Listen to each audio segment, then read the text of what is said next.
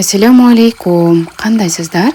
Биз бүгүн өндүрүлгөн маштан салат жасайбыз.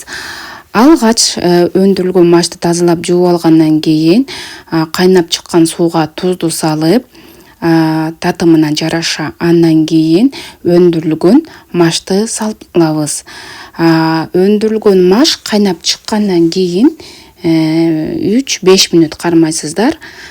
Себеби ал кыртылдап туруп, аябай жумшак болуп эзилип калбаш керек жана тишке дагы жагымдуу болуш керек, кыртылдап туруш керек. Өтө катуу эмес. Өтө катуу болсо дагы кичине катуураак болот дагы, бир башкача бир сезим калтырып, адамдын жегисин келтирбей коюшу мүмкүн. Айрымдар чийки жегенде жактырат, айрымдар кичине сууга мынтип бир бышырып алганда жактырат. Мен чийкисин дагы мынтип сууга бир сал бышырып алганда дагы жактырамын. Машты өндүрүп жаткан, сууга бышып чыккан машты алабыз дагы, анан жанында турган муздак сууга чыгарып алабыз. Сөзсүз түрдө муздак сууга чыгарып алуу керек.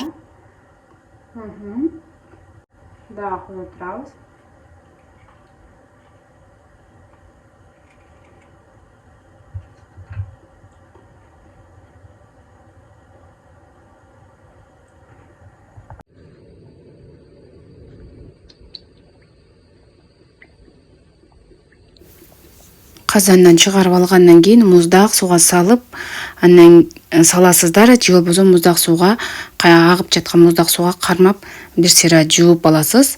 Андан кийин казанга майда коюп, ал жерге союз менен пиязды кууруп алыңыз. Дагы татымына жараша туздан салып, бышып чыккан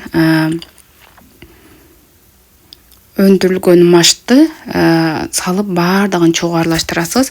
Мен бул жерге эмне коштум? Кошулмалардан албетте корей салатына кошулуучу кошулмалардын баардыгын коштум.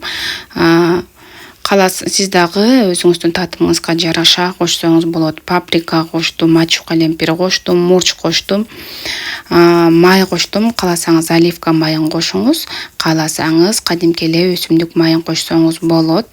Татымына жараша чеснок кошуңуз. Бизде чеснокту көп жактыра бербегендиктен биз чеснок кошкон жокпуз, сарымсак. Мына ошондой эле боюнча калтырдык. Аябай тоюмдуу, жештүү.